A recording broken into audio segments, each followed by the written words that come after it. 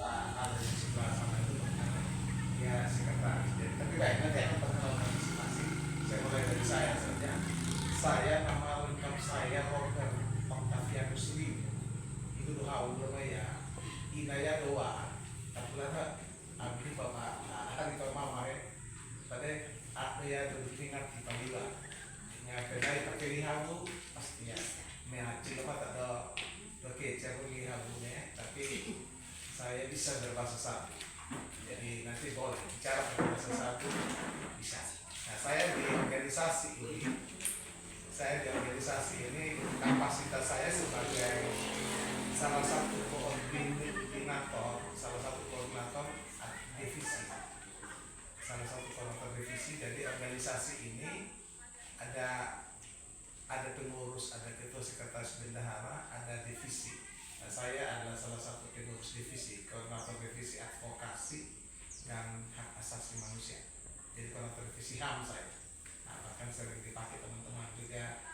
Ini kita pakai taman untuk KPU Pak. Nah, jadi saya ya seperti itu kira-kira ya. Itu saya. Saya di Kamaniru ya, Pak Kamaniru di depan puskesmas. Kalau mungkin ada bapak mama yang pernah lewat di Kamaniru, di depan puskesmas Kamaniru. Dan mudah-mudahan kalau ada keluarga di Kamaniru rasa-rasanya tidak ada yang saya enak rasa-rasa. Karena saya dari kecil di Kamaniru. Ya, saya mengalami keadaan seperti ini tidak dari kecil. Saya kelas 3 SMA, saya baru mengalami keadaan ini. Sudah kelas 3 SMA. Jadi saya total tidak bisa melihat. Saya sudah berkeluarga. Saya punya istri satu. Ya memang ya kita orang Jawa. Hanya dia itu kami dia punya pekerjaan dia itu bekerja sama dua orang. Saya punya 3 orang anak. Yang paling besar sekarang sebenarnya kuliah. Yang nomor 2 salah satu SMA. Yang paling kecil perempuan, 2 laki-laki, yang paling kecil perempuan itu baru kelas 3 SD. Yang kali itu perkenalan saya sedikit. Nah selebihnya nanti semoga kita ngobrol. Silakan Om. Sore, selamat Natal untuk kita semua. Baik Bapak Ibu, saya perkenalkan nama saya Paulus Temulu. Asli saya orang Temulu. Ya. Jadi saya diminta teman sebagai ketua organisasi ini dan namanya PADIS. PADIS itu adalah Pusat Advokasi Hak Disabilitas. Ya, jadi kita di sini ya berbagi pengalaman dengan teman-teman, dengan bapak mama yang juga mungkin sama halnya dengan keadaan kami. Jadi selanjutnya saya ini mengalami keadaan seperti ini itu umur 3 tahun pas waktu itu memang di sana kan di kampung itu belum ada istilah perawat atau masih jauh dari, jadi memang waktu itu pas umur 3 tahun itu kena saya asli belum lagi. Jadi satu orang tua itu memang cukup mengeluarkan anggaran untuk cari orang pintar untuk sampai saya bisa bertolong. Saya kembali ke Sumba untuk mencoba untuk menghubungi teman-teman di Sumba Timur. Nah, sini berjalannya waktu juga akhirnya saya bertemu dengan Kak Ama ini dan teman-teman yang lain, kami ngobrol. Waktu itu masih kalau Kak Ama ini kan ketua Pertuni itu Persatuan Tunanetra Indonesia.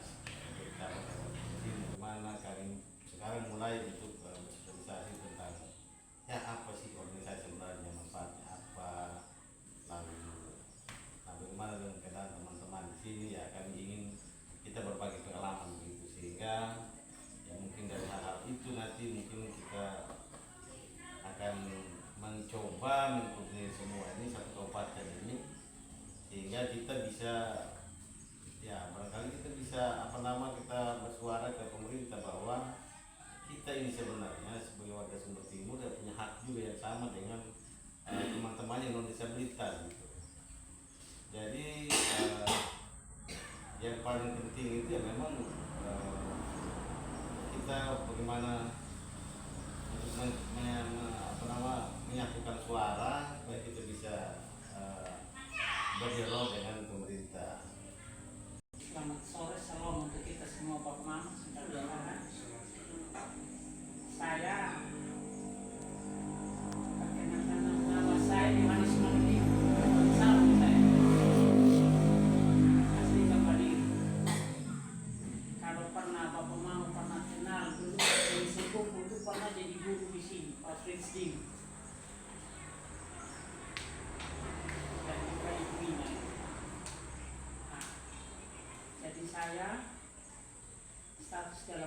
organisasi sebagai sekretaris organisasi PAH di sini.